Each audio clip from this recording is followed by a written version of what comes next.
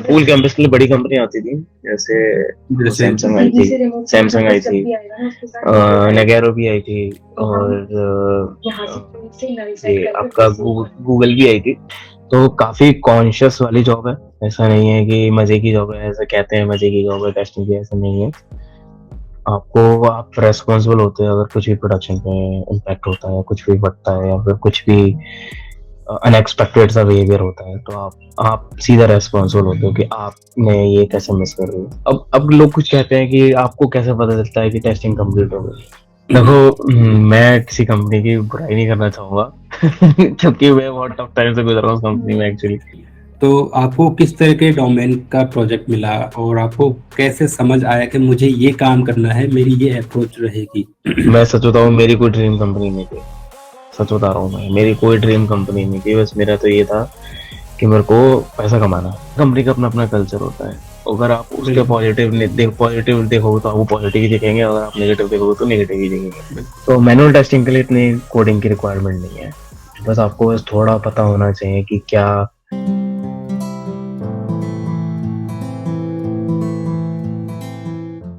Hi guys, welcome back to Sankat tech talk.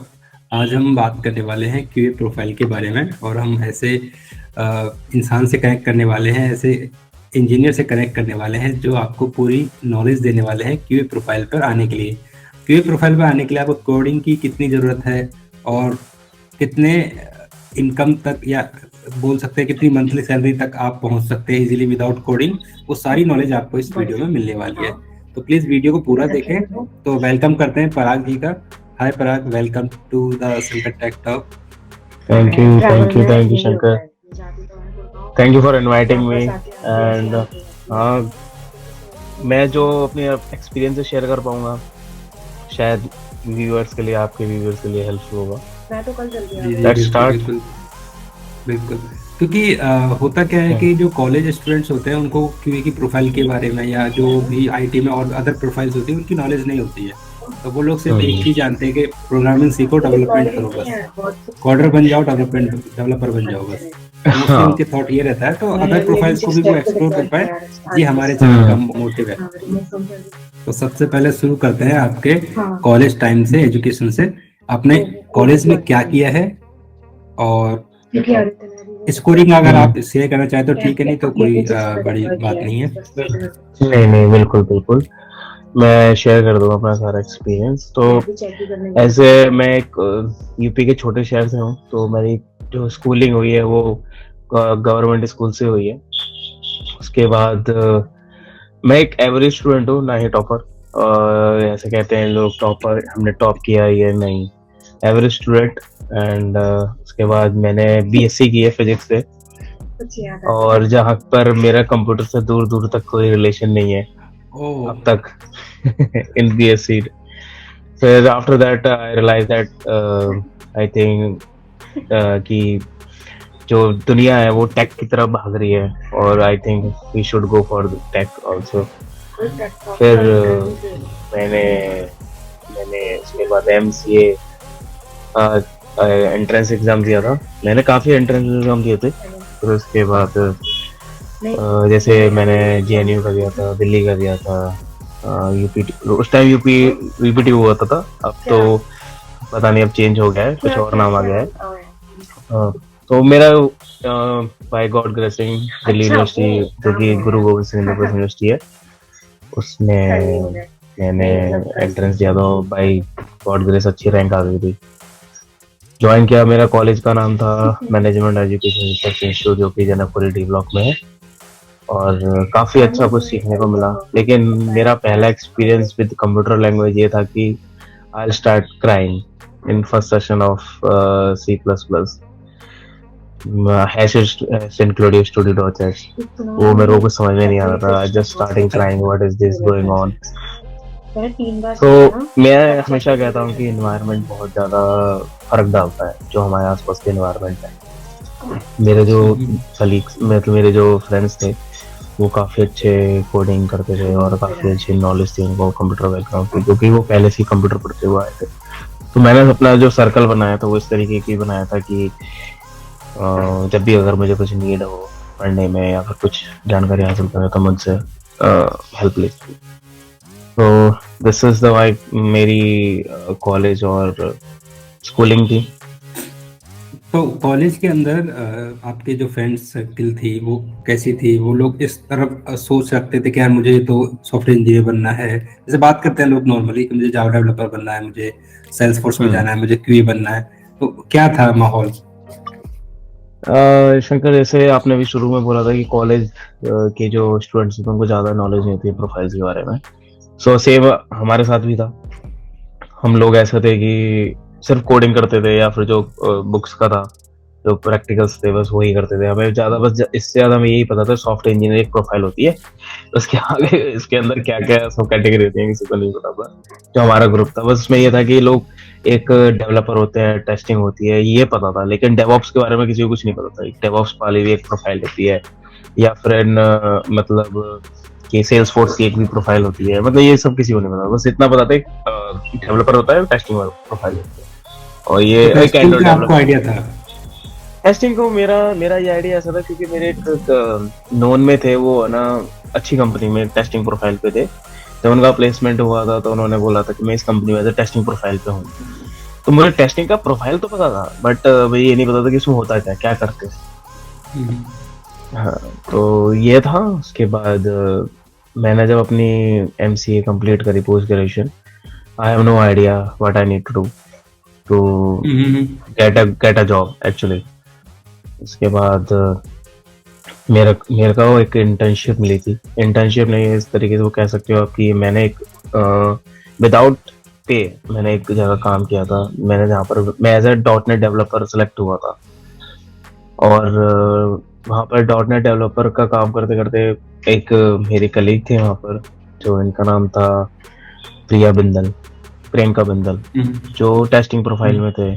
तो उनका उनके साथ बैठ बैठ के मेरे को इंटरेस्ट आ गया टेस्टिंग में। मेरे को समझ में आने लगा कि कैसे testing profile also put impact on software development, कि वो भी एक मेजर प्रोफाइल है। ऐसा नहीं है कि डेवलपर ही अपना काम कर रहे हो, टेस्टिंग के बिना वो रिलीज कर देंगे।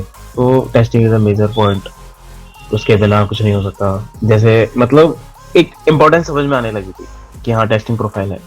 तो फिर मैं उसमें इंटरेस्ट बन गया था, तो फिर मैंने वो उसमें काम करने लगा।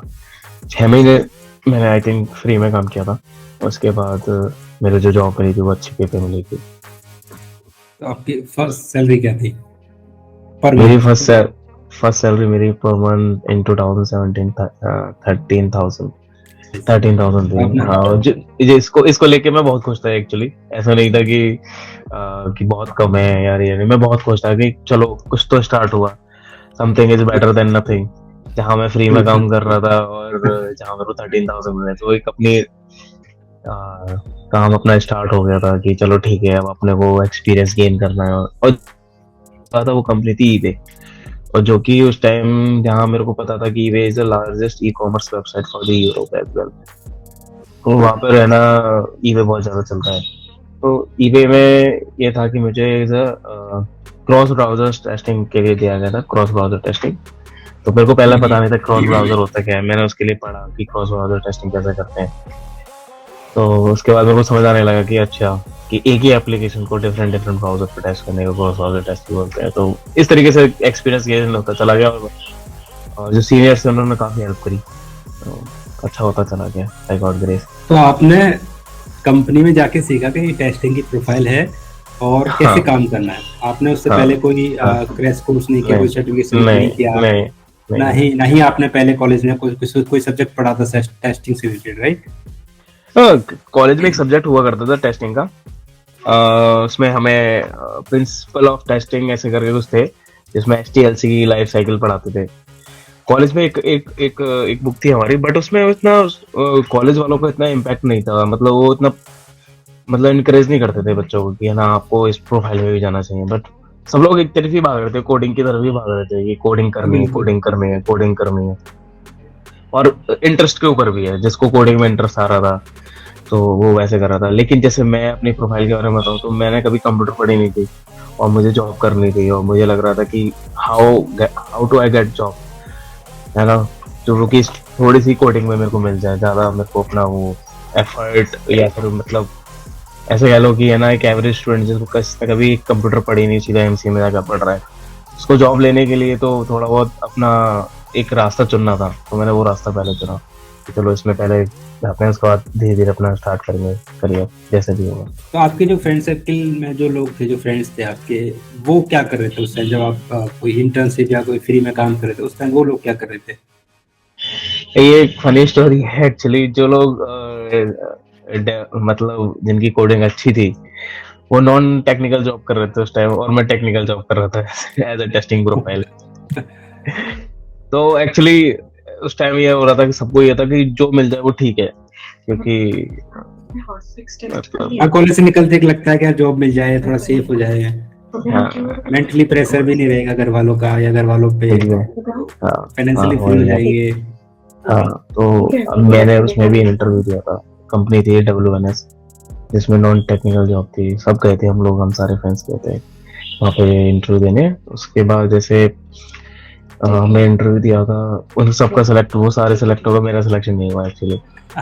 और तो ये तो लक हुआ ना। ये कह सकते हो मेरा लक लक नहीं चला उस टाइम। और मैं बहुत ज्यादा डिसअपॉइंटेड था। मैंने कहा यार सारे हो गए, मतलब मेरे ग्रुप के जितने थे सब हो गए थे, एक्सेप्ट मी, मेरा ही नहीं हुआ। अब हम लोग साथ में रहते थे एक्चुअली, सब मैं उनको देखता था सुबह जाते हुए ऑफिस जा रहे हैं, और है ना ये लोग तैयार हो रहे हैं जा रहे हैं, तो थोड़ा सा बुरा तो लगा था उस टाइम। बट उसके बाद जब मेरे को जॉब मिली थी एज ए टेस्टिंग प्रोफाइल, तो सबका ये रिएक्शन था, देखो हम BCMC करके आए थे और ये हम नॉन टेक्निकल जॉब कर रहे हैं, ये इसने सिर्फ MC करी और टेक्निकल जॉब कर रहा है। तो थोड़ा डिफरेंस आया था उनके सोचने में। फिर उन लोगों ने भी मतलब अपना पढ़ाई स्टार्ट करी को, मतलब फिर उन्होंने इंटरव्यू दिया। आज वो अच्छी अच्छी प्रोफाइल्स में, तो मेरे को उनको देख के अच्छा लगता है।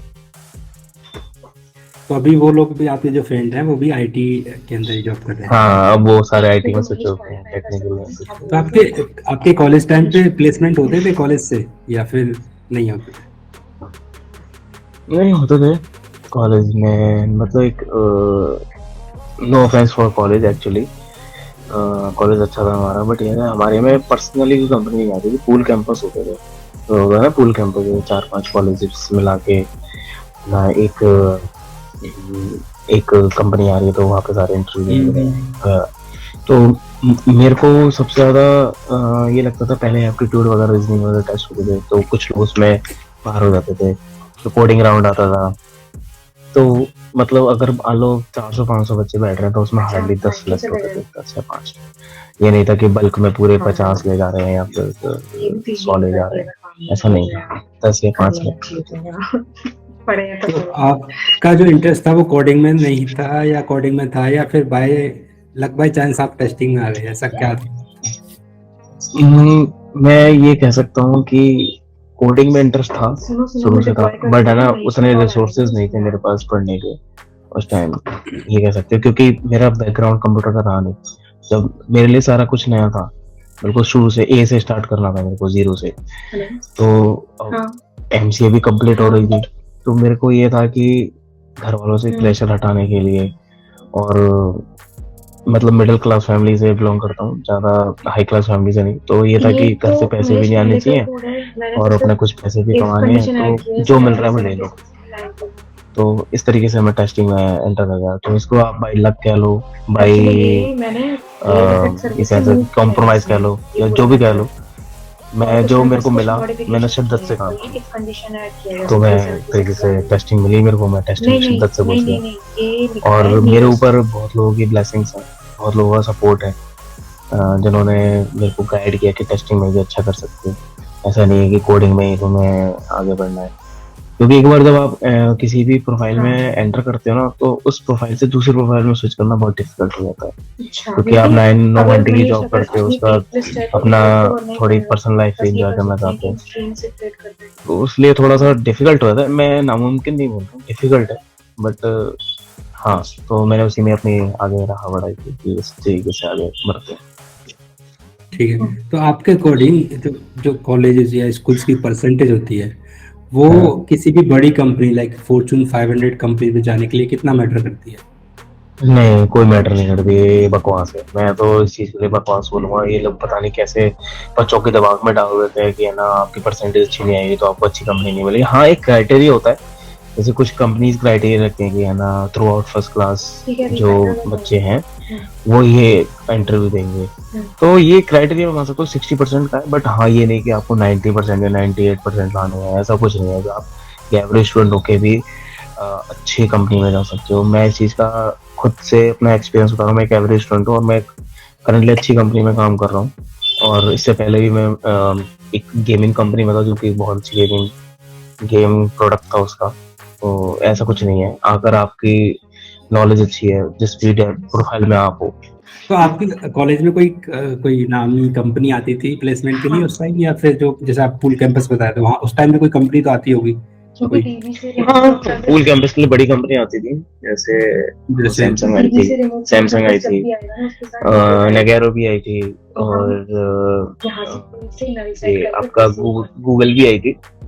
लेकिन वो गूगल उसके लिए आई थी जो टेक सपोर्ट के लिए, मतलब हार्डकोर कोडिंग वाले के लिए नहीं थी, टेक सपोर्ट के लिए थी। तो टेक सपोर्ट के जो प्रोफाइल थी उसके लिए थी। गूगल एलएलसी आई और थी आपकी बात है? हाँ हाँ, वही आई थी। और जैसे आपकी क्यू इम्पैक्ट कंपनी थी जो टेस्टिंग प्रोफाइल के लिए आई थी, जो भी नोएडा में एस्टेब्लिश है। हाँ, मतलब आप ये नहीं कह सकते कि फॉर्च्यून 5 आई थी, नहीं नहीं, जो नॉर्मल कंपनी थी वही आई थी। तो गूगल तो आई थी तो वैसे भी फॉर्च्यून 500 ही है। हाँ, लेकिन हम उसको मानते नहीं थे, पता नहीं क्यों। आप बच्चों में एक ये वो था कि ये गूगल नहीं है, ये गूगल की थर्ड पार्टी है, ये गूगल से रिलेटेड नहीं है। बट कॉलेज वाले कहते थे कि कौन गूगल है, तो ठीक है, हमने मान लिया। ओके। तो कॉलेज टाइम जब आप एमसीए कर रहे थे, आपकी ड्रीम कंपनी कौन सी थी कि मुझे वहां जाके काम करना है या मुझे वहां जॉब मैं मिल स, जाए तो ऐसा होगा? मैं सच बताऊं, मेरी कोई ड्रीम कंपनी नहीं थी। सच बता रहा हूँ मैं, मेरी कोई ड्रीम कंपनी नहीं थी। बस मेरा तो ये था कि मेरे को पैसा कमाना है और जल्द से जल्द जॉब कमाना मिल है। जाए कैसे भी जॉब बस। में, हाँ, जॉब मिल जाए, ये नहीं था कि। और उसके लिए मैंने काफी मेहनत भी की थी। मैंने आपको बताऊं, उस टाइम पे तो, अभी तो खैर ऑनलाइन इंटरव्यू स्टार्ट हो गए हैं, तो अब बहुत बच्चों के लिए इजी हो गया है कि अब सब मतलब वीडियो कॉल पे इंटरव्यू दे देते हैं। पहले तो रिज्यूमे लेके जाते थे कंपनीज में, और है ना, जाते थे कि ये मेरा रिज्यूमे, और है ना, सैटरडे मतलब एक तरीके से उनका वो होता था, ड्राइव होती थी कंपनीज की सैटरडे को। तो एक तरीके से सभी लोग जाते थे अपना रिज्यूमे लेके, और वहाँ अपना इंटरव्यू देके आते थे, तो वो बहुत डिफिकल्ट था। अब बहुत चीज़ें इजी हो गई हैं मेरे अकॉर्डिंग। और ये फायदा है लोगों के लिए और बच्चों के लिए भी कि ज़्यादा कम्यूट नहीं करना पड़ रहा है, और मैं ज़्यादा फोकस करना पड़ रहा है प्रोफाइल पे, पढ़ाई पे, तो वो अच्छा है। जब आपकी फर्स्ट जॉब मिली थी तो उस कंपनी का कल्चर क्या था? थोड़ा प्रोफेशनल था या थोड़ा चिल था, कैसा था क्या? देखो, मैं किसी कंपनी की बुराई नहीं करना चाहूंगा क्योंकि मैं बहुत टफ टाइम से गुजर रहा हूँ उस कंपनी में एक्चुअली। पर आप थोड़ा लेकिन प्रोस वो, एंड कॉन्स शेयर कर सकते हो, जो भी हाँ स्टूडेंट हैं वो जो वीडियो देख रहे हैं उनको थोड़ी नॉलेज मिल जाएगी। हाँ, मैं टफ मतलब प्रॉज ये देखो, हर कंपनी का अपना अपना कल्चर होता है। अगर आप उसके बिल्कुल। पॉजिटिव देखोगे तो आपको पॉजिटिव ही दिखेंगे, अगर आप नेगेटिव देखोगे तो नेगेटिव ही दिखेंगे। बिल्कुल इट्स मैटर बिल्कुल। ऑफ आपको देख, आपका थॉट। नजरिया कैसा है एक्चुअली, हाँ, थॉट प्रोसेस कैसा है आपका। अभी ये हुआ था कि मेरी जो पहली कंपनी थी तो काफी मतलब ये कह सकते हो कि काफी थोड़ा सा था। तो कहते हैं कि आपको सिर्फ काम करना है, थोड़ा स्ट्रिक्ट थे काफी। स्ट्रिक्ट, काफी स्ट्रिक्ट थे। और मतलब स्टार्टअप, मतलब यहाँ पे ये भी पहली बार आई थी, और यहाँ पे किसी कंपनी को, हमारी जो मेरी जो कंपनी थी उसको उसका प्रोजेक्ट दिया गया, तो वो भी थोड़े स्ट्रिक्ट थे कि नहीं, काम करो। और मतलब जैसे हम नॉर्मल का एमएनसी कंपनी में होता है कि हर चीज एंजॉय करते हैं, हर फेस्टिवल एंजॉय करते हैं, ऐसा नहीं था। और थोड़ा सा एंजॉयमेंट, उसका सारा काम एंजॉय। और थोड़ा ये भी था, मैं किसी को ऑफेंस नहीं करना चाहूँगा, जो मेरे टीम लीड थे वो थोड़े बहुत ज्यादा सख्त थे, लेकिन अच्छे भी थे। उन्होंने बहुत कुछ सिखाया भी कि ऐसे ऐसे करना है आपको, ऐसे ऐसे टेस्टिंग करनी है, इस तरीके से मेल लिखने होते हैं। मेल लिखने भी नहीं आते थे कि कैसे मेल लिखे जाते हैं, क्या होता है, किसी क्लाइंट से बात करते हैं तो किस तरीके से अपनी अप्रोच रखते हैं, उन्होंने सिखाया भी। और थोड़ा डराया भी कि थोड़ा अपना लाइफ को लेके सीरियस हो जाओ, तो थोड़ा था। बट मैं बच्चों से ये कहूंगा कि हर कंपनी में उनके कल्चर के हिसाब से काम करें। अगर आपको लग रहा है कि कल्चर सही नहीं है तो आप चेंज कर सकते हैं, बट ये है कि सीखने पे ज़्यादा फोकस करें कि वो लोग सिखा क्या रहे हैं। अगर आप सीखने में फोकस करोगे तो आपको कल्चर ही अच्छा लगने लगेगा। अगर आप सीखने में फोकस नहीं करोगे तो आपको कल्चर ही खराब लगने लगेगा, मेरा जो मानना है। चीज़ है मतलब तो वो चीज़ है। ऊपर आप देखोगे बट मोस्टली ये होता है कि कंपनीज जो है, जैसे आप ईबी में गए तो कंपनी आपको हाँ। सिखा नहीं रही थी, by working you are learning. Yes, correct correct correct. वो अच्छा, अदर से अलग से कोई नहीं सिखाता, अलग से कोई कंपनी नहीं सिखाएगी आपको। कंपनी में काम करते करते ही अपनी खुद की टेकआउट, खुद की अपने लड़ाई लड़नी पड़ेगी। अगर ये चीज़ हुई ऐसे तो कैसे हुई, आपको खुद से ही सर्च करना पड़ेगा, खुद से ही पढ़ना पड़ेगा। तो वो चीज़ें हैं, वो अपने अंदर ही इनबिल्ट होती हैं एक्चुअली। अगर आपने थोड़ा आपकी क्यूरियस होगी ये चीज़ हुई कैसे टेक में, ये यहाँ पे ऐसे क्लिक करने पे ये पेज ही ओपन क्यों हुआ, इसके अलावा दूसरा पेज ओपन क्यों नहीं हुआ, तो थोड़ा पढ़ना पड़ेगा कि कौन सी एपीआई लगी हुई है, या एपीआई क्या होती है, या फिर है ना वहाँ पर हम कुकीज वगैरह के बारे में पढ़ते थे कि कुकीज कैसे काम करती हैं, कुकी स्टफिंग कैसे काम करती है। तो उस चीज़ के बारे में पढ़ते थे, तो अच्छा भी लगता था कि ये भी एक चीज़ होती है वो कुकीज। ये पहले किसी को नहीं पता था कुकीज क्या होता है, कुकी कैसे ड्रॉप होती है वेबसाइट में या किसी सिस्टम में कैसे ड्रॉप की जाती है, तो वो चीज़ थी, तो पढ़ना पड़ता था। मतलब मैं यही कहूँगा व्यूअर को, आपके व्यूअर को, कि आप काम करते करते ही सीख पाओगे। ऐसा नहीं कि आपको अलग से सिखाएगा, अलग से आपको टाइम मिलेगा भी नहीं जब आप फ्रेशर ज्वाइन करोगे। तो आपको काम करते करते ही सीखना पड़ेगा, थोड़ा सा पुश करना पड़ेगा अपने आप को। उसके बाद आपकी लाइफ बिल्कुल डेफिनेटली चेंज हो जाएगी, लेकिन थोड़ा सा पुश करना पड़ेगा। तो थोड़ा सा एक स्टेप बैक चलते हैं और आपकी प्रोफाइल के बारे में थोड़ा सा इंट्रोड्यूस करते हैं कि आपकी प्रोफाइल क्या है, आपका क्या काम रहता है, डेवलपर से आपका क्या कनेक्शन रहता है, एक थोड़ा सा नॉलेज के लिए बता दीजिए। तो मेरी प्रोफाइल अभी मैं एज एचडीटी की प्रोफाइल पे हूँ, यहाँ पर मेरा थोड़ा काम ऑटोमेशन का भी रहता है, थोड़ा काम मेरा मैनुअल का रहता है। आप कह सकते हो कि मैं अभी software development engineering testing actually. तो उसमें आप थोड़ा सा ये करते हो कि ऑटोमेशन का काम करते हो, इसमें थोड़ा सा कोड लिखना पड़ता है, और कोड जितना उतना जरूरी है जितना आपको फ्रेमवर्क आता है। मैं इस चीज़ के बारे में डिटेल में वैसे बताऊंगा, बट अभी डेवलपर के साथ आपने क्वेश्चन पूछा, तो डेवलपर के साथ मेरा ये रहता है कि जैसे वो कुछ डेवलप किया उन्होंने, अगर उनको कुछ आइडिया, जैसे मैं प्रोडक्ट बेस्ड कंपनी में हूँ, और डेवलपर का क्या होता है, कुछ भी वो डेवलप करते हो पूछते हैं कि अगर ये मैं ये चेंज करूंगा तो इसका इम्पैक्ट कहीं और आ सकता है। एज ए क्यूए आपको पता होना चाहिए, एज अ टेस्टिंग बनाना आपको पता होना चाहिए कि आपके प्रोडक्ट में अगर कुछ भी चेंज होगा इसका इम्पैक्ट कहाँ आएगा। तो वो काफ़ी हेल्पफुल रहता है डेवलपर के लिए भी और आपके लिए भी, क्योंकि आपको प्रोडक्ट की नॉलेज। दूसरा, जब भी वो कुछ डेवलप करते हैं वो मेरे को देते हैं कि आप इसको टेस्ट कर लीजिए, तो मैं थोरली इसको टेस्ट करता हूँ। पहले तो उसकी खुद की टेस्टिंग करता हूँ, उसकी जो कोर उसकी फंक्शनैलिटी है, उसकी फंक्शनैलिटी की टेस्ट करने के बाद उसकी उससे रिलेटेड जितनी फंक्शनैलिटी है उसको टेस्ट करता हूँ। फिर मैं उसके बाद अपना गो हेड देता हूँ कि हाँ ये चीज़ सही है और ये कॉज नहीं करेगी इन प्रोडक्शन पे, और वो सही चली। तो इसमें टेस्टिंग प्रोफाइल का काफ़ी रोल रहता है। जैसे अगर आप कभी भी कुछ भी प्रोडक्शन पे इम्पैक्ट करता है तो सबसे पहले टेस्टर रेस्पॉन्सिबल होते हैं उस चीज़ के लिए कि आपने कैसे ये मिस कर दिया, ये बग या फिर ये चीज़ फंक्शनलिटी कैसे मिस कर दी। तो काफ़ी कॉन्शियस वाली जॉब है, ऐसा नहीं है कि मज़े की जॉब है, ऐसा कहते हैं मज़े की जॉब है टेस्टिंग की, ऐसा नहीं है। आपको आप रेस्पॉन्सिबल होते हैं अगर कुछ भी प्रोडक्शन पे इम्पैक्ट होता है, कुछ भी बढ़ता है या फिर कुछ भी अनएक्सपेक्टेड सा बिहेवियर होता है, तो आप सीधा रेस्पॉन्सिबल होते हो कि आपने ये कैसे मिस कर दी। तो ये काफ़ी चैलेंजिंग जॉब है, ऐसा नहीं है। तो जैसे एसडीएलसी की स्टेप्स होती हैं, from requirement gathering and designing and implementation वगैरह, तो कहाँ से क्यूए का रोल स्टार्ट होता है एग्जैक्टली, आप बता पाएंगे? हाँ, क्यूए का रोल स्टार्ट हो पाता है आपका जैसे आफ्टर डेवलपमेंट स्टार्ट होता है।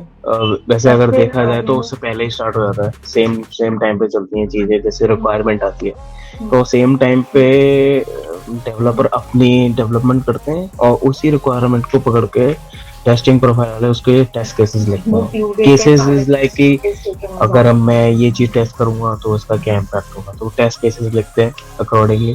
जब उसका डेवलपमेंट हो जाता है इधर, तो उस टाइम सेम टाइम पे टेस्टिंग प्रोफाइल वाले जो क्यूए हैं वो अपना एनवायरनमेंट सेटअप करते हैं कि जिस फीचर को हम टेस्ट करने जा रहे हैं उसको एक एनवायरनमेंट चाहिए होगा। चाहे या फिर मोबाइल ऐप है तो मोबाइल चाहिए होगा, उस कॉन्फ़िगरेशन का चाहिए होगा, लाइक दैट। उस तरीके से हम लोग एनवायरनमेंट सेटअप करते हैं। देखो जैसे आपने सही बोला कि जब रिक्वायरमेंट आती है, जब ये जो हमारा प्रोडक्ट मैनेजर है या फिर मार्केटिंग टीम से, जैसे मैं प्रोडक्ट कंपनी में हूँ तो मार्केटिंग टीम से या प्रोडक्ट मैनेजर जो होता है हमारा प्रोडक्ट ओनर, उससे हमारे को रिक्वायरमेंट आती है कि ये फीचर डेवलप करना है और इस तरीके से। तो पहले हम क्या करते हैं, रिक्वायरमेंट को समझते हैं, जो रिक्वायरमेंट आई है, और सेम टाइम पे डेवलपर भी समझते हैं। फिर एक डिस्कशन पे पहुंचते हैं कि ये फीजिबल है डेवलपमेंट और नहीं। अगर हम डेवलप ऐसा नहीं है कुछ भी डेवलप कर देंगे, मतलब उसको एक हेल्दी डिस्कशन करते हैं सेम क्यूए से और डेवलपर। अगर हम इसको डेवलप करते हैं तो उसका इम्पैक्ट कहाँ कहाँ आएगा, और इसका अगर इसको ऐसे से आप ये समझो कि डेवलपमेंट के बाद इसके लिए क्या क्या चीज़ रिक्वायर है हमें टेस्टिंग करने की, तो इस चीज़ का हेल्दी डिस्कशन चलता है। उसके बाद उसकी स्टोरी पॉइंट्स, मतलब इसमें कितना एफर्ट लगेगा, कितना टाइम लगेगा, और कितने डेज लगेंगे उसको टेस्टिंग करने के लिए। तो प्रॉपर एक डिस्कशन होता है, उसके बाद एक पर्सन आगे बढ़ता है उसके लिए।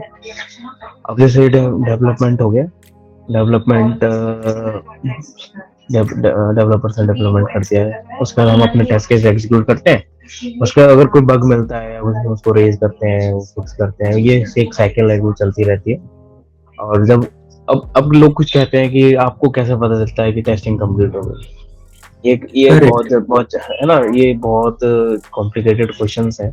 ऐसा नहीं होता कि टेस्टिंग कभी स्टॉप नहीं होती। पहली चीज, टेस्टिंग आपका एंड यूजर भी करता है, यूजर भी करते हैं, क्योंकि जब वो कुछ अनएक्सपेक्टेड बिहेवियर हो जाता है तो वो चला जाता है। तो हम टेस्टिंग आप कंप्लीट जब समझें जब आपके जो उससे रिलेटेड टेस्ट केस हैं सारे एग्जीक्यूट हो जाए और आपको लगे कि ये हाई लेवल सिनेरियो आपके हैं वो एग्जीक्यूट हो गए और सारे पास हो गए, तो आप समझो कि आपकी टेस्टिंग कंप्लीट हो गई। But testing is not 100% doing it, सब कुछ चीजें रह जाती हैं, फिर भी रह जाती। तो ऐसा भी होता होगा कि कई जो आपने केसेस लिखे किसी फीचर को टेस्ट करने के लिए, उनमें कुछ केसेस रह गए, तो कोई रिव्यू करता होगा आपका सीनियर या डेवलपर जो भी आपके साथ बॉन्डिंग में काम कर रहे हैं, तो वो भी सजेशन दे सकते हैं शायद, आई थिंक इसके अंदर, राइट? हाँ ऑफ कोर्स बिल्कुल सही बोल रहे हो। देखो सीनियर्स का तो रहता ही है। देखो आपको ना प्रोएक्टिव होना पड़ता है इस टेस्टिंग फील्ड में। आपको ऐसा नहीं आपको आप ही सोचो खुद ब खुद चीज आएंगे, नहीं, आपको एक्टिवली चीजें पूछनी पड़ेंगी कि what is the impacted area if you doing this changes, what is the impacted area. तो उस हिसाब से आप टेस्ट केस लिखते हो। उसके बाद सीनियर से आप ये पूछ सकते हो कि अगर ये चेंजेस हुआ है, अगर मेरे को इसके अलावा कहीं और इम्पैक्ट है, किसी और अदर फंक्शनलिटी का इम्पैक्ट है, तो उस हिसाब से आपको टेस्टिंग करनी पड़ती है। ये बहुत मेजर रोल रहता है सीनियर्स का भी। बट टेस्टिंग प्रोफाइल में आप एक्टिवली काम करते हो। आप ऐसे काम नहीं कर सकते कि ना ये फीचर है और इसकी टेस्टिंग कर दी खत्म, नहीं। आपको ओवरऑल पूरा प्रोडक्ट रेस्पॉन्सिबल होता है आपके ऊपर कि अगर कुछ भी फटता है तो आप ये सीधा सीधा टेस्टिंग प्रोफाइल ही सीधा सीधा रेस्पॉन्सिबल होती है। तो ठीक है, ये तो थैंक यू सो मच, आपने थोड़ी डिटेल में बताया, क्योंकि स्टूडेंट्स को कंपनी के अंदर क्या चल रहा है वो आइडिया नहीं होता। बस उनको एक प्रोफाइल पता है, एक सब्जेक्ट पता है, इंटरनेट से वो पढ़ सकते हैं क्या होता है रिग्रेशन टेस्टिंग, सेल्फ टेस्टिंग वगैरह वगैरह, बट उनको इंटरनल नहीं पता क्या क्या प्रोसेस चलता। तो ये काफी हेल्पफुल होगा मेरे लिए। हाँ नहीं बिल्कुल, मैं आपके व्यूअर्स को एक चीज और बताना चाहूंगा। कंपनीज में आपको ऐसा नहीं कि आप बैठो और आपको कोई बताने आ रहा है, नहीं। मैं स्पेशली फ्रेशर्स के लिए बोल रहा हूँ। और आपको कोई चीज नहीं आ रही समझ, आप 10 बार पूछो। कंपनीज में ये चीज अच्छी है, आपके सीनियर्स अच्छे हैं तो आपको 10 बार बताएंगे। मतलब ये गलती करने से बेटर है आप 10 बार पूछो, वो बेस्ट है। उसमें कोई दिक्कत नहीं है। एक हमारी कंपनी में केटी का भी प्रोसेस चलता है, नॉलेज ट्रांसफर का, कि अगर आपको नॉलेज नहीं है तो नॉलेज ट्रांसफर की जाती है, आपको हेल्प की जाती है। देखो कंपनीज भी समझती हैं कि है ना बच्चे को थोड़ा टाइम लगेगा काम करने में, तो अगर आप अपने उनको अपना प्रोएक्टिवनेस नहीं दिखाओगे तो वो नहीं कर पाएंगे। तो अभी चलते हैं इंटर्नशिप की तरफ, ठीक है? आपके according as a for fresher students internship कितनी इंपॉर्टेंट है? इंटर्नशिप कितना रोल प्ले करेगी उनको कैरियर ग्रो करने के लिए इन प्रोफेशनल वर्ल्ड? ये बहुत बहुत जरूरी है, बहुत जरूरी है। मैं इंटर्नशिप से एक तो आपको प्रोफेशनली काम कैसे करते हैं, कैसे मेल लिखते हैं, जैसे मैंने आपको बताया, और कैसे कम्युनिकेट करते हैं टू ईच अदर, बहुत हेल्प करता है। मतलब आपको एक प्रोफेशनल लाइफ में कैसे काम करना है, कैसे एक दूसरे से कम्युनिकेट करना है, ये बहुत बहुत बहुत कुछ सीखने को मिलता है। और मैं ये कहूँगा कि इंटर्नशिप आपकी करियर में वो हेल्प करता है कि आपको चीज़ समझ में आने लगती है कि अगर एक रिस्पॉन्सिबिलिटीज महसूस होने लगती है कंपनी में काम करते हुए और किसी भी प्रोडक्ट के पे काम करते हुए, तो internship is a major role. और आपको इंटर्नशिप में वो चीज़ें सीखने को मिलती हैं जो आपको कहीं नहीं सीखने को मिलेंगी बिफोर मतलब कॉलेज में तो खैर मुश्किल है। मैं कॉलेज का तो मान ही नहीं सकता, कॉलेज में ये चीज़ सीखने को मिलेंगी। और जो रियल लाइफ एक्सपीरियंस मिलेगा प्रोफेशनल लाइफ का, वो आपको इंटर्नशिप के थ्रू ही मिलेगा कि before gate a job in professional companies, अगर किसी भी प्रोफेशनल कंपनी में इंटर्नशिप कर पाते तो आपको एक माहौल मिलता है कि कहाँ पे कैसे काम हो रहा है, किस तरीके से डेवऑप्स काम करते हैं, किस तरीके से डेवलपर काम करते हैं, किस तरीके से टेस्टिंग टीम काम करती है, कैसे इनके बीच में कम्युनिकेशन होता है, कैसे मीटिंग चलती है, किस तरीके से मीटिंग में क्या क्या डिस्कस होता है, कैसे इसमें पॉइंट रेज करते हैं, जिसको जो भी डिफिकल्टीज है वो अपने पॉइंट रखता है। तो ये आपको सीखने को मिलेगा और वो आपकी लाइफ में आपको आगे हेल्प करेगा कि अगर आप कहीं फंसते हो तो कैसे मेल पे लिख के आप दूसरों को कम्युनिकेट करते हो कि ये चीज़ I feel this problem, how can I solve, और कैसे आप अपने मैनेजर को या टीम लीडर को कम्युनिकेट करते हो चीज़ें। तो ये आपको बहुत हेल्प मिलेगी इंटर्नशिप में। तो जैसे कई स्टूडेंट्स क्या करते हैं, लास्ट सेमेस्टर जो कॉलेज का होता है एमसीए या बीसीए बीटेक के अंदर, वो इंटर्नशिप का ही होता है। उसके अंदर वो कॉलेज रिपोर्ट सबमिट करते हैं और वो फाइनल सबमिशन के बाद उनको डिग्री वगैरह मिलता है। तो हाँ, उसको सीरियस लेना चाहिए, नहीं लेना चाहिए, क्या है उसका रोल? और अगर पेमेंट ना मिले इंटर्नशिप में, फ्री में करना पड़े जैसे आपने स्टार्ट किया करियर, तो करना चाहिए नहीं करना चाहिए? एक बार थोड़ा सा डिटेल में गाइड कर दीजिए। देखो मैं यही बताना चाहूँगा कि हाँ, इंटर्नशिप को हमेशा सीरियसली लो। कुछ लोग मतलब मेरे कॉलेज में भी थे मेरे साथ के, मतलब वो सिर्फ सर्टिफिकेट के पीछे थे कि सर्टिफिकेट ले लेंगे, नंबर मिल जाएंगे और दैट थिंग और हम निकल जाएंगे। ऐसा नहीं होता, आपको इंटर्नशिप में प्रॉपर सीखना पड़ेगा। मतलब अगर आप अच्छा अच्छा करियर बनाना चाहते हो, वरना फिर बाद में आप स्ट्रगल करोगे। इससे पहले आप जहाँ से आप स्ट्रगल कर रहे हो, जहाँ से इंटर्नशिप आपको सीखने को मिल रहा है, वहां से सीख लो तो आपको स्ट्रगल थोड़ा कम करना पड़ेगा। इंटर्नशिप आपको ये फायदा करती है कि थोड़ा बेसिक आपका स्ट्रॉन्ग कर देती है कि कैसे कम्युनिकेट करना है चीज़ें। मैं इस चीज़ को बहुत हाईली अप्रिशिएट करूंगा कि अगर आपको इंटर्नशिप मिल रही है और अच्छी कंपनी मिल रही है, फिर नहीं भी मिल रही है अच्छी कंपनी में और विदाउट पैसे की मिल रही है, तो आप सिर्फ लर्निंग पे फोकस करें, लर्निंग करें, सीखें कि कैसे काम होता है, क्या काम करते हैं, क्या कैसे बैकग्राउंड में प्रोसेस चलता है। तो वो चीज़ आपको बहुत हेल्प करेंगे आगे। तो इसके लिए मैं मतलब मेरी तरफ से तो हाँ है, आपके व्यूअर्स के लिए, बच्चों के लिए, फ्रेशर्स बच्चों के लिए स्पेशली मेरा तो यही कहना है कि आप इंटर्नशिप को सीरियसली लें, बहुत ज़्यादा सीरियसली लें, जैसे कि आपको आपके करियर में बहुत हेल्प मिलेगी। Thank you. तो जब आपने फर्स्ट जॉब स्टार्ट की, तो आपको किस तरह के डोमेन का प्रोजेक्ट मिला और आपको कैसे समझ आया कि मुझे ये काम करना है, मेरी ये अप्रोच रहेगी किसी भी काम को फिनिश करने के लिए? हाँ, तो मैं ये तो बहुत अच्छा क्वेश्चन है क्योंकि शुरू में पता नहीं होता एक्चुअली कि क्या करना है, क्या क्या रेस्पॉन्सिबिलिटी है। जब इसके लिए तो मैं आपको बता रहा हूँ कि बच्चों को इंटर्नशिप बहुत जरूरी है, कैसे कम्युनिकेट करना है, अपनी बात को कैसे कम्युनिकेट करना है। जब मेरे को पहला हफ्ता कंपनी में काम मतलब टास्क दिया गया था, तो पहले मेरे को ये बोला गया था कि आपको प्रोडक्ट के बारे में समझना है, जो कि ईबे था। ईबे क्या करता है, तो ई कॉमर्स प्लेटफॉर्म, जो कि अब किसी को पता नहीं होता कि डोमेन क्या होता है। डोमेन एक तरीके मेरा डोमेन ई कॉमर्स डोमेन हो गया क्योंकि मैं ई कॉमर्स प्लेटफॉर्म पे काम कर रहा था। तो उसमें एंड टू एंड टेस्टिंग करनी पड़ती थी, जैसे एक तरीके से एक मेरे को एंड यूजर का काम करना पड़ता था। ये प्रोडक्ट खरीद मतलब प्रोडक्ट को सिलेक्ट करने से, ऐड टू कार्ट करने से, उसकी पेमेंट करने तक, उसको कोई डिफिकल्टी महसूस ना हो यूजर को, वो मेरे को पूरा टेस्ट करना था। और उसके मेरे को कई कई डिफरेंट टाइप के केसेस बनाने पड़ते थे। फॉर एग्जांपल जैसे ऐड टू कार्ट किया, उसको फिर डिलीट कर दिया, फिर दोबारा ऐड किया, फिर पेमेंट तक पहुंचे, फिर वापस पेमेंट से वापस आए।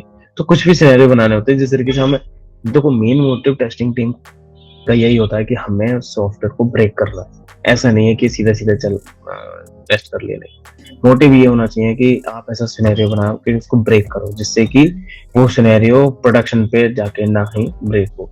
क्योंकि यूजर अनप्रिडिक्टेबल है, यूजर कुछ भी करता है आपके एप्लीकेशन के साथ। जैसे आपकी कोई भी एप्लीकेशन यूज करते हो तो आप कुछ भी करते हो, कोई भी बटन क्लिक करते हो, आपको ये थोड़ी, आपको कोई एक स्टेप थोड़ी दिए जाते हैं कि आपको ये क्लिक करना है तभी होगा।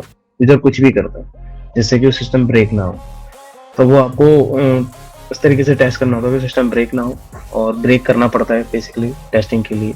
आपको बग रेज करने होते हैं, तो थोड़ा सा चैलेंजिंग रहता है, लेकिन हाँ करना पड़ता है। आपको क्वेश्चन ये था कि डोमेन की कैसे आपको कैसे समझ में आया कि टास्क कैसे करना है। Most important communication is the best की टू अंडरस्टैंड द रिक्वायरमेंट। अगर आपको चीजें नहीं आ रही समझ में, आपको अपने सीनियर से पूछना पड़ेगा। सीनियर्स अगर आपको जवाब नहीं दे रहे हैं तो आपको खुद पढ़ना पड़ेगा। आपको अपने काम को खुद को अपनी मतलब आपको अपने आप को साबित करना पड़ेगा कंपनीज में कि मैं ये चीज कर सकता हूँ और I understand the requirement clearly. वो चीज आपको खुद करनी पड़ेगी। तो जैसे आपने कहा कि टेस्ट एस्टिमेट देना पड़ता है, तो एस्टिमेशन मतलब एक फ्रेशर बंदा कैसे दे सकता है, कैसे समझे कि टेस्ट एस्टिमेशन कैसे दूं मैं किसी पर्टिकुलर टिकट के लिए, फीचर के लिए, या जो भी टास्क उसको मिला उसके लिए? देखो टेस्टिंग के लिए आपको जैसे मैंने आपको हेल्प करते हैं आपके सीनियर्स, क्योंकि शुरू में तो किसी को नहीं पता सकता कि है ना आपको कितना टाइम लगेगा कितना नहीं। तो आपकी पेस अलग होगी, सीनियर की पेस अलग होगी और उसके सुपर सीनियर की पेस अलग होगी उसको टेस्ट करने के लिए, क्योंकि आपकी अंडरस्टैंडिंग पे डिपेंड करता है कि प्रोडक्ट की आपकी नॉलेज कितनी है। अगर कि प्रोडक्ट की जैसे मेरे को प्रोडक्ट की नॉलेज ही नहीं है और मेरे को दे दिया जाए टास्क और है ना, मैं उसमें अपना एस्टिमेट नहीं दे सकता कि मैं इसको मेरे को उसको टेस्ट करने के लिए 2 दिन लगेंगे 3 दिन लगेंगे। तो मैं जैसे मैंने कहा आपको पहले आपको प्रोडक्ट की नॉलेज होनी चाहिए अच्छे से, उसके बाद आपके पास सीनियर का साथ होना चाहिए। सीनियर आपको समझाएंगे कि कैसे आपको उसकी अप्रोच रखनी है टेस्टिंग की, कहाँ पर कितना इम्पैक्ट हो सकता है। तो उस तरीके से आप उसको एस्टिमेट दे सकते हैं कि हाँ मैं 2 दिन लगेंगे उसको टेस्ट करने के लिए। हाँ बट हाँ आपको एक्टिव जरूर रहना पड़ेगा। ऐसा नहीं कि मैं कर रहा हूँ और उसका कोई रिजल्ट नहीं मिल रहा है। अगर मान लो आपको कोई बग नहीं भी मिला है, ऐसा कभी कभी ऐसा भी होता है कि कोई बग ना मिले, ऐसा नहीं है कि आप लगे हुए ढूंढ रहे हैं, आप उसमें सीनियर की हेल्प ले सकते हैं। सीनियर कुछ आपको ऐसे सिनेरियोस बताएंगे जो आपके समझ में नहीं है, आपको नहीं मतलब स्ट्राइक करे होंगे आपके दिमाग में, तो उसमें भी आप थोड़ा आगे बढ़ मतलब उनकी हेल्प लेके आगे बढ़ सकते हैं। फॉर फ्रेशर हाँ थोड़ा सा डिफिकल्ट है एस्टिमेट देना, बट नथिंग इज इम्पॉसिबल। आपको सीनियर से लेके साथ लेके आगे बढ़ना पड़ेगा। थैंक्स। एक्चुअली ये चीजें क्लियर करेगी कि फ्रेशर किस तरह काम कर सकते हैं और किस तरह अपने मेंटल प्रेशर को कम कर सकते हैं, क्योंकि कुछ की पॉइंट्स होते हैं यहाँ पे मेंटली प्रेशर बन जाता है कि मैं एस्टिमेट कैसे दूं, मैं तो फर्स्ट टाइम काम कर रहा हूँ, इसको नहीं पता कि सामने वाले को, राइट। तो उसको नेगेटिव ना लें, पॉजिटिव लें कि आपको मौका मिला है किसी चीज को एलिब्रेट करने का, किसी चीज को चूज पिक करने का, राइट। तो वहाँ पे सीनियर से हेल्प लेंगे, सर मुझे आइडिया नहीं है, प्लीज आप जो असाइन करेंगे उस बाउंडेशन के अंदर मैं ट्राई करूंगा अचीव करने का, नहीं होता है तो मैं इसको नेक्स्ट स्प्रिंट में या उसमें कवर करने का। हाँ तो ये शंकर, ये आप जो बोल रहे हो मुझे आपका हर एक क्वेश्चन का आंसर मेरा यही है फॉर फ्रेशर कि आपको इंटर्नशिप पे फोकस करना है। इंटर्नशिप में आपको यही चीज सीखने को मिलेगी कि आपको कैसे कम्युनिकेट करना है अपने सीनियर्स के साथ और किस तरीके की अप्रोच रखनी है। जब आपको अपनी जॉब फ्रेशर जॉब मिलेगी तो आपको वो हेल्प करेगा कि अपने सीनियर को पूछने का, और किस तरीके से वो सीनियर आपको बताएंगे आप समझोगे, उसको अप्रोच कैसे रखोगे। तो इंटर्नशिप बहुत जरूरी है। ठीक है, तो जैसे आपने कहा कि आप प्रोडक्ट बेस्ड कंपनी में हो हाल फिलहाल, और ईबे भी आपकी प्रोडक्ट बेस्ड कंपनी ही थी, राइट। तो आप थोड़ा सा जो क्यूए की प्रोफाइल में आना चाहते हैं उन स्टूडेंट्स को थोड़ा सा बताइए प्रोडक्ट बेस्ड और सर्विस बेस्ड में क्या थोड़ा सा डिफरेंस है, और क्यूए की प्रोफाइल पे क्या इम्पैक्ट पड़ता है उसका। देखो प्रोडक्ट बेस्ड कंपनीज का ये है, जैसे कि मैं पहले आपको डिफरेंस बता दूं। जैसे प्रोडक्ट बेस्ड और सर्विस बेस्ड का, सर्विस जैसे हम किसी को सर्विस प्रोवाइड कर रहे हैं, जैसे प्रोडक्ट किसी और कंपनी का है और हम उसको सिर्फ सर्विसेज दे रहे हैं, किसी और कंपनी यहाँ उसको सर्विसेज दे रही है।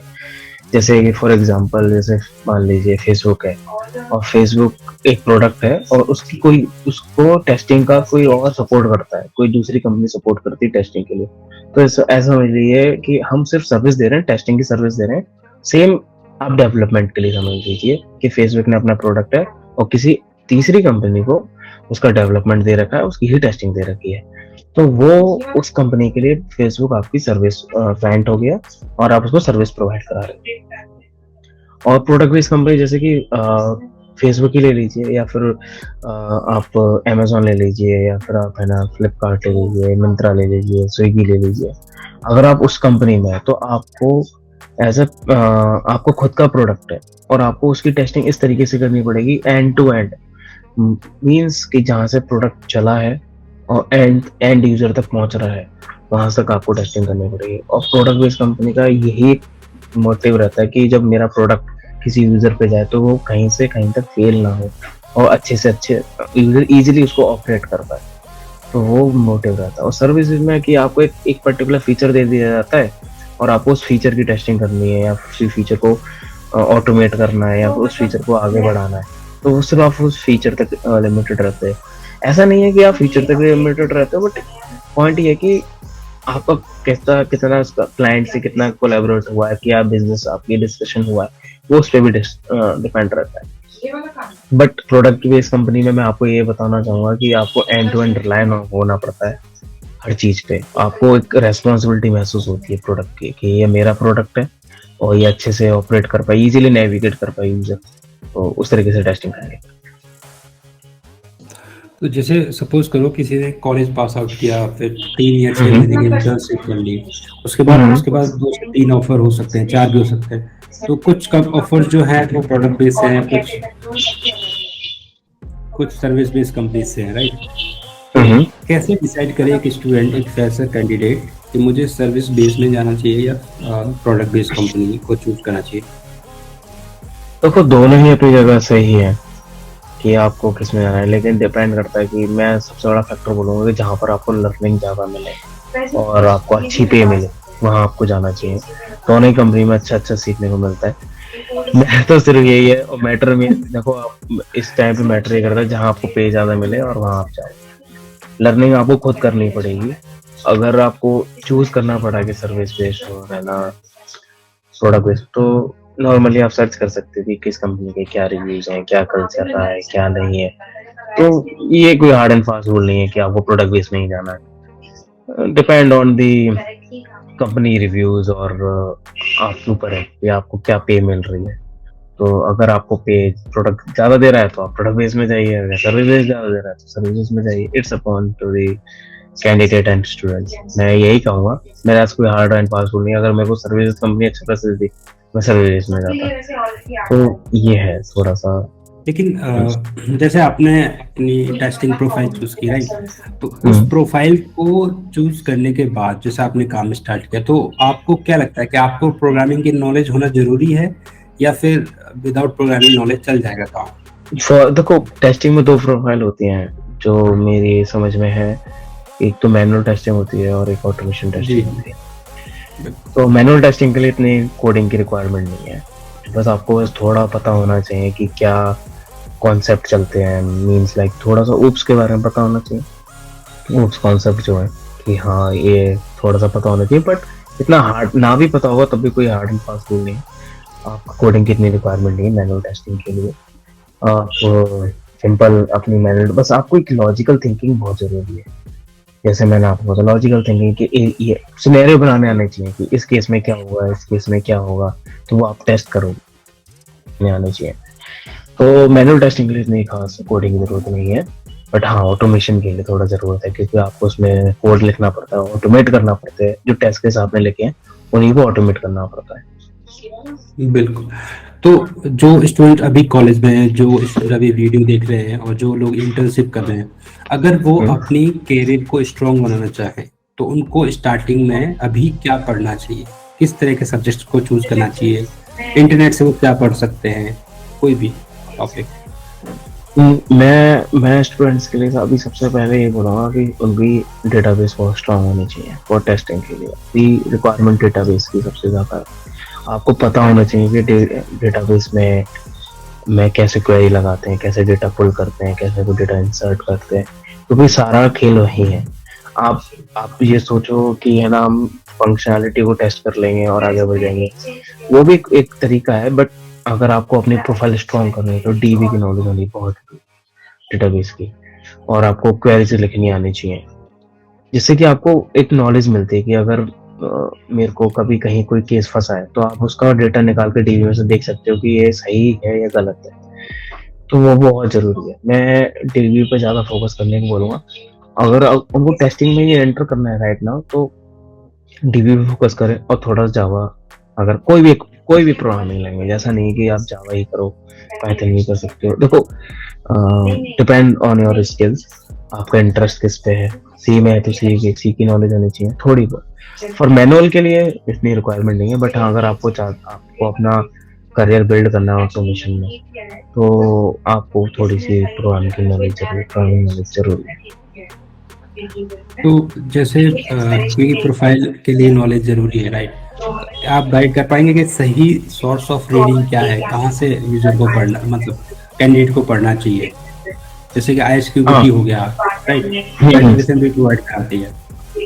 हाँ ठीक है, वो तो वो सर्टिफिकेशन प्रोवाइड कर, लेकिन आपको एग्जाम देना उसके लिए पढ़ना पड़ेगा। वो सिर्फ एक सर्टिफिकेशन प्रोवाइड कराती है, आईएस जैसा आपने बोला आईएसटी की भी। तो सोर्स ऑफ मैं आपको W3 स्कूल्स है और डेटाबेस के लिए W3 स्कूल्स बहुत मेजर प्रोफाइल है। वहाँ पर आप SQL पढ़ सकते हो, उसमें टेस्टिंग के भी प्रोफाइल्स हैं, वहाँ से आप पढ़ सकते हो कि आपको कैसे टेस्टिंग की अप्रोच रखनी है, क्या लाइफ साइकिल रहती है टेस्टिंग की, और कितने टाइप्स है टेस्टिंग के। फंक्शनल टेस्टिंग होती है, परफॉर्मेंस टेस्टिंग भी होती है, आपकी स्ट्रेस टेस्टिंग भी होती है। तो टेस्टिंग प्रोफाइल भी काफी ज्यादा वाइड है, ऐसा नहीं है जैसे डेवलपर में डेवलपिंग होती है ऐसे टेस्टिंग में भी होती है। उसके बाद सिक्योरिटी टेस्टिंग भी आती है कि सिक्योरिटी टेस्टिंग क्या होती है। फिर ऑटोमेशन एक तरीके से एक अलग कैटेगरी है, उसमें सिर्फ जो भी आपको मिलेगा उसको ऑटोमेट करना है। बट इस जो जो एक्चुअल टेस्टिंग है उसमें कई कई तरीके की टेस्टिंग है। फिर उसका उसमें सब कैटेगरी है, black box testing, micro testing. तो आपको इनके बारे में पता होना चाहिए। जैसे कभी कंपनीज में क्या होता है ना, कंपनीज में टर्म यूज होती है, आपको ये कोई नहीं बोलेगा कि आपको ये चीज करनी है, आपको बोल देते हैं कि इसकी सैनिटी कर लो। सैनिटाइज मीन्स कि आपको सिर्फ उस प्रोजेक्ट मेजर टेस्ट केसेस जो आपने लिखे हैं उसकी टेस्टिंग करनी है। तो आपको टर्म पता होनी चाहिए कंपनीज में, यानी आपको कोई ये नहीं बताने आएगा कि आपको इसका ये वाले बटन पे क्लिक करके देखना है कि क्या हो रहा है क्या नहीं हो रहा है। नहीं, वहाँ पर टर्म यूज होते हैं, जैसे सैनिटी कर लो, स्मोक कर लो, रिग्रेशन कर लो। तो ये आपको टर्म पता होनी चाहिए। तो W3 स्कूल्स एक अच्छा प्लेटफॉर्म है जहाँ पर आप कर सकते हो। बाकी गीक्स फॉर गीक्स नोन है काफी आजकल, मतलब बच्चों में काफी पॉपुलर है, तो आप वहां से पढ़ सकते हो। उसके बाद टेस्टिंग के लिए आप जैसे आपको एक साइट्स मैं आपको और रेफरेंस दे दूंगा आपको डिस्क्रिप्शन में डालने के लिए, अभी तो राइट नंबर को याद नहीं आ रहे, आप उनको पढ़ सकते हो। तो जिससे कि है ना आप है ना आपको सिर्फ टर्म पता होनी चाहिए। मेरे हिसाब से जो टर्म पता होंगे आपको तो आप इजीली कैच कर पाओगे चीजों की। जैसे मान अभी आप फ्रेशर हो, फ्रेशर में लगे हो, आपको किसी ने बोल दिया कि है ना आपको ये काम करना है, मतलब आपको रिग्रेशन करनी है, आपको पता ही नहीं है रिग्रेशन क्या होता है, तो आप नहीं कर पाओगे। तो आपको टर्म पता होनी चाहिए, टर्म कैसे यूज होती है कंपनी से। जैसे thank you so much for highlight this topic, because ये बहुत इंपॉर्टेंट चीज़ें हैं। हर एक किसी कैंडिडेट को समझ नहीं आता कि मुझे क्या करना चाहिए एक्चुअली। तो जैसे आपने कहा कि testing wide range of properties है, राइट? तो इसके अंदर एक कैंडिडेट को क्या सब पढ़ना जरूरी है, या वो डिसाइड कर सकता है कि नहीं यार मैं तो मैनुअल टेस्टिंग करूंगा, तो मैं फंक्शनल टेस्टिंग में ही काम करना चाहूंगा, क्योंकि इसके अंदर एपीआई टेस्टिंग सेपरेट है, और फंक्शनल नॉन फंक्शनल बहुत सारी चीजें हैं, जैसे परफॉर्मेंस टेस्टिंग, राइट?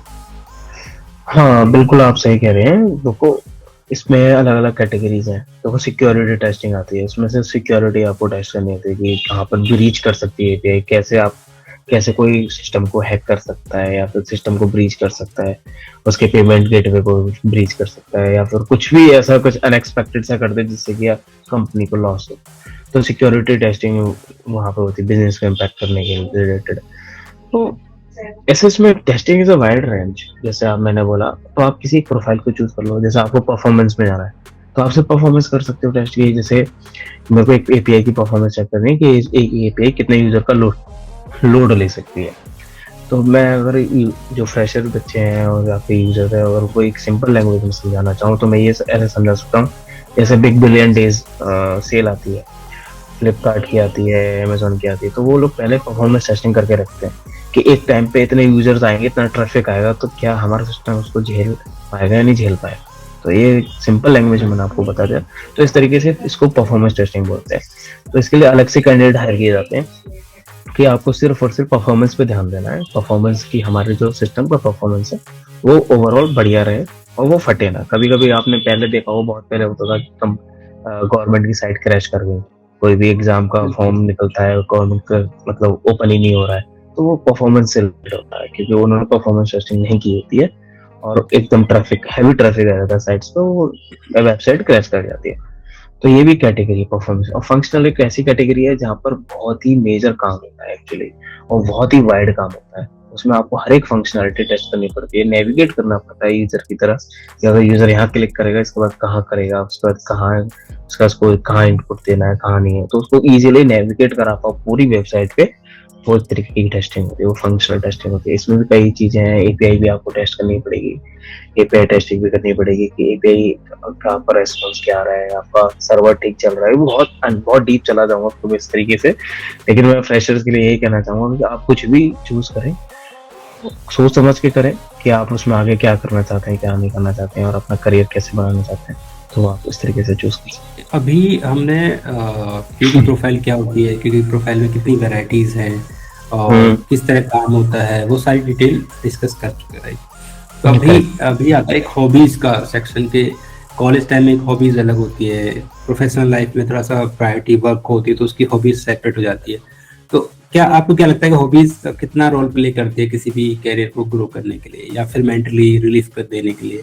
मैं हॉबीज बिल्कुल अच्छी मुझे, जैसे मैं एप्स ऑन एंथुसियास्ट था, मतलब एप्स को यूज करना, इंस्टॉल करना, इस एप्स में क्या हो रहा है, तो बहुत ज्यादा इंटरेस्ट, हॉबीज बहुत ज्यादा आपके इंटरेस्ट पे डेवलप करती हैं, एक्चुअली इंटरेस्ट ही डेवलप करती हैं आपकी हॉबीज की। मेरी ये हॉबी है वो आपका इंटरेस्ट डेवलप कर देंगे। मैं ना गेम बहुत खेलता था, गेम गेम मतलब लैपटॉप गेमिंग, मोबाइल गेमिंग बहुत करता था। जैसे कि मेरे को समझ में आता था अरे यार ये सही नहीं है, यहाँ पर ये बटन सही नहीं है, इसके ये बटन यहाँ होना चाहिए तो और अच्छा होता। थोड़ा मतलब अपना फीडबैक देना, या ये ऐप में ये अच्छा नहीं है, या इस ऐप में ये चीज है, तो वो आपका एक हॉबीज है ना, तो वो आपका इंटरेस्ट खुद ब खुद डेवलप करती हैं, तो वो आपको अच्छा होता है। जैसे कुछ लोग ऐसा होते हैं, मेरे एक कलीग था, वो उसको किसी भी ऐप को देखता था, कहता यार इस चीज को मैं ऐसे और सही कर सकता हूँ, तो वो डेवलपर अच्छा है ना, तो वो उस अपने नजरिए से देखता था कि है ना कि इसको मैं ऐसे और अच्छा कर सकता हूँ, तो वो उस तरीके से। और मेरा ये था कि मैं कमियां ढूंढता था कि इसमें ये कमी है, ये कमी है, तो मेरी टेस्टिंग प्रोफाइल में ऐसे इंटरेस्ट डेवलप हुआ, ये कमी एक तरीके से बग निकालना आप कह सकते हो। तो जैसे कंपनीज के अंदर एक मिथ बना हुआ है, डेवलपर और क्यूए या जो टेस्टिंग प्रोफाइल होती है वो एंटी होती है, लेकिन ऐसा क्या, आपको आप बता पाएंगे बेटर, आप ऑलरेडी कंपनी में, क्या है ये कल्चर, ये एग्जैक्टली ऐसा है या फिर जस्ट मिथ है? नहीं एग्जैक्टली है एक्चुअली, मतलब जैसे आप हर किसी को अपनी परफॉर्मेंस दिखानी होती है कंपनीज में, और हर किसी को अपना कहते हैं कि अपना वर्क परफॉर्मेंस वर्क दिखाना होता है। हमारा काम ही बग निकालना है, अगर हम बग नहीं निकालेंगे तो हमारी परफॉर्मेंस कैसे जज होगी। डेवलपर क्या करते हैं, डेवलपर अपना डेवलप करते हैं और अपना कमिट कर देते हैं, जिससे कि उनका दिखता है कि उन्होंने डेवलप किया है। अब टेस्टिंग के लिए हमारा सबसे मेन चीज होती है बग रेज करना। अगर आप बग रेज नहीं करोगे तो आप क्या जज कर, आपको कैसे जज किया जाएगा कि आपने अच्छा काम किया या आपने कितने बग रेज किए इस महीने, या फिर इस पर्टिकुलर फीचर के लिए आपने कोई ब्लॉकर ऐसा बग ढूंढ के निकाला है जो जो किसी को नहीं पता था, और वो बहुत अच्छा बग था और बहुत क्रिटिकल बग था, और आप डेवलपर भी उसमें फंस गए उसको सॉल्व करने के लिए। हाँ तो ये थोड़ा सा है, डेवलपर थोड़ा मानते हैं इस चीज को कि थोड़ा सा छत्तीस का बना रहता है उनका, बट हाँ अगर ट्यूनिंग अच्छी है डेवलपर टू टेस्टिंग के बीच में, तो आप कुछ आउट ऑफ द बॉक्स जाके भी कर सकते हो कि ठीक है यार ये बग आपस में बैठ के देख लेते हैं, सॉल्व कर लेते हैं, तो वो चीज अच्छी है। वो ट्यूनिंग पर डिपेंड करता है, बट हाँ आपको अपने परफॉर्मेंस दिखाने तो आपको बग रिलीज करने पड़ेंगे। मैं मेरे साथ शुरुआती दिनों में यही हुआ था, मैं बग रेज नहीं करता था, मैं सिंपली है ना कम्युनिकेट कर देता था डेवलपर को कि ये ऐसे इशू आ रहा है, तो वो सॉल्व कर देते थे। लेकिन बाद में मेरे सीनियर्स ने मेरे को सलाह किया नहीं ऐसा नहीं करना है, आपको अपना दिखाना पड़ेगा कि आपने बग रेज किया है, और प्रॉपर लॉक करना पड़ेगा जीरा बोर्ड में, जिससे कि उनको जो आपके मैनेजर्स हैं, आपके लीड हैं, उनको पता चले कि आपने कुछ अच्छे बग निकाले हैं और आप काम कर रहे हैं। तो मैं फ्रेशर्स बच्चों पे अगर जो भी टेस्टिंग प्रोफाइल में जाना चाह रहा है तो मैं उनको ये कहूँगा कि कुछ भी चीज़ें वर्बली कम्युनिकेट ना करें। अगर टेस्टिंग में जा रहे हैं तो आपको एक तरीके से आपको लॉक करनी पड़ेंगी चीज़ें, दिखाना पड़ेगा कि हाँ मैंने ये काम किया है। एक्चुअली प्रोफेशनल वर्ल्ड का रूल ही यही है कि आप चीजों को नोट डाउन करें और फिर एक्सप्लेन करें या लिखित में दें एक तरीके से। हाँ तो जैसे आपने एक वर्ड यूज किया जीरा, जीरा क्या है?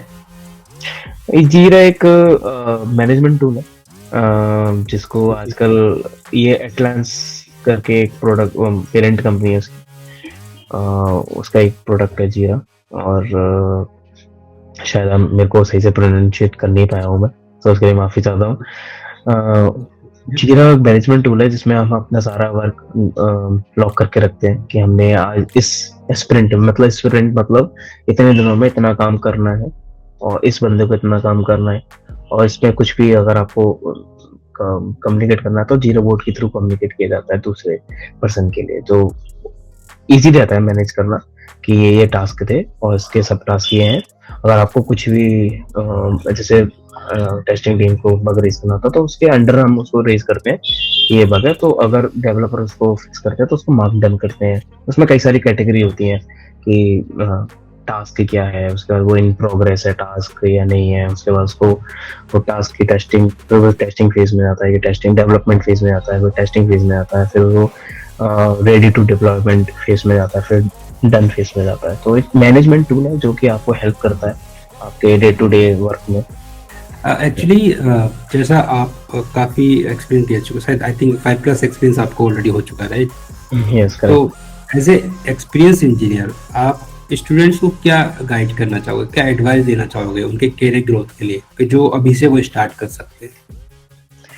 मैं देखो जितना मेरा 5 साल में मैंने सीखा है तो मैं ये कहूँगा कि थोड़ा थोड़ा डेली कुछ ना कुछ अपने आप पे इन्वेस्ट करते रहें, सीखते रहें। ये सबसे बड़ी मेन की है।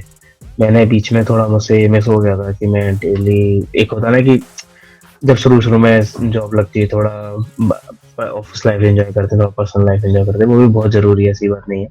बट थोड़ा थोड़ा डेली अपने आप पे इन्वेस्ट करें, थोड़ा थोड़ा लर्न करते रहें। एकदम कुछ भी हार्ड एंड फास्ट नहीं है कि आपको यही पढ़ के जाना है। जॉब ले लें, थोड़ा पढ़ लें, इंटरव्यू की तैयारी करते रहें और है ना थोड़ा थोड़ा सीखते रहें, अपने ऊपर इन्वेस्ट करते रहें। प्रोफेशन करियर में मैं कहूँगा आज के टाइम में थोड़ा कोडिंग मस्ट हो गया है, क्योंकि कोडिंग नॉलेज, मैं ये नहीं कह रहा हूँ कि आपको हार्डकोर कोडर होना चाहिए, कोडिंग नॉलेज होनी चाहिए कि उसकी टर्म पता होनी, जैसे मैंने आपको बोला अभी कि एब्स्ट्रैक्ट क्या होता है, पॉलीमॉर्फिज्म क्या होता है, उस कॉन्सेप्ट पता होना चाहिए कि कभी कंपनीज में इन्हीं टर्म पे ही सब लोग एक दूसरे से बोलते हैं कि उसकी क्लास फाइल कहाँ है, इसकी क्लास फाइल कैसे काम कर रही है, इसकी क्लास फाइल नहीं मिल रही है, या वो प्राइवेट है पब्लिक है, तो इन चीज़ों में वो डिस्कशन करते हैं। तो अगर वो डिस्कशन कर रहे हैं तो आपको पता होना चाहिए कि वो क्या डिस्कस कर रहे हैं। तो ये थोड़ी बहुत नॉलेज आपको होनी चाहिए। अब बढ़ते हैं सबसे इम्पोर्टेंट क्वेश्चन की तरफ, जो कि है इंटरव्यू की प्रिपरेशन स्टूडेंट्स कहाँ से करें। जो कंपनी में क्वेश्चन पूछे जाते हैं वो और जो बुक्स पढ़ी जाती है कॉलेज में, उनमें काफी डिफरेंस होता है, राइट? वो आंसर्स वहाँ नहीं होते, बुक की नॉलेज काम नहीं आती वहाँ पे। इंटरव्यू के लिए आप क्या गाइड करना चाहिए, कहाँ से पढ़ना चाहिए? इंटरव्यू के लिए तो जैसे हैकाथॉन आजकल बहुत फेमस है, हैकाथॉन पे आप अपने टेस्ट दे सकते हैं। दूसरा, आप है ना इंटरव्यू क्वेश्चन निकाल सकते हैं, लिंक्डइन से ही मिल जाएंगे आपको इंटरव्यू क्वेश्चंस। और आपका ये होता है कि आप चूज करिए किस फील्ड में जा रहे हैं। जैसे मैंने बोला टेस्टिंग में जा रहे हैं तो टेस्टिंग से रिलेटेड आपको इंटरव्यू क्वेश्चन मिल जाएंगे, तो इजीली मिल जाएंगे। और प्रिपरेशन के लिए तो मैं ये कहूँगा कि राइट नाउ मेरे को भी ऐसे कोई साइट से याद नहीं आ रही है, बट मैं ये कहूँगा अगर गूगल पे आप नॉर्मल सर्च करते हो तो आपको 20 साइट्स मिल जाएंगी और आपको बहुत सारा कंटेंट मिलेगा, जैसे कि आप कुछ भी मतलब इंटरव्यू की तैयारी कर सकते हो, इजीली कर सकते हो। जैसे अभी आप बढ़ते हैं आपके पर्सनल क्वेश्चन की तरफ, जैसे जो कि शायद आप शेयर करें, तो अभी करंट आप जिस कंपनी में काम कर रहे हैं वो कंपनी है इंडोनेशिया की, मतलब आप इंडिया से रिमोट वर्किंग है, राइट? करेक्ट। अभी आपकी करंट सीटीसी क्या है, अगर आप शेयर करना चाहें तो? टाटा की कोई भी गाड़ी मैं अफोर्ड कर सकता हूँ राइट नाउ, तो चाहे अगर आप कह सकते हो तो Tata Harrier, safari kind of Harrier, Tata Harrier, उसका मैं इजीली अफोर्ड कर सकता हूँ। बट सीटीसी मैटर करता है, मैं आपको हमेशा बोलता हूँ। मैं जैसे आपने क्वेश्चन पूछा था कि बच्चों को सर्विस बेस में जाना चाहिए, प्रोडक्ट बेस में चाहिए, मैं कहता हूँ जहाँ पैसा मिले वहाँ जाओ। ऐसा कुछ नहीं है कि आपको सर्विस बेस में जाना है या प्रोडक्ट बेस में जाना है, जहाँ आपको पे अच्छा मिले, प्रोफाइल अच्छा मिले वहाँ जाओ। सीखने आपको हर जगह सीखना है, ऐसा नहीं है कि आप सर्विस बेस में नहीं सीखोगे, प्रोडक्ट बेस में ही सीखोगे, सीखना आपको हर जगह पड़ेगा। So thank you so much Parag to connecting with us and to share your knowledge with our students. तो नेक्स्ट टाइम किसी वीडियो में फिर मिलते हैं। आप प्लीज चैनल को सब्सक्राइब करें। Keep watching, thanks for watching, bye bye, see you.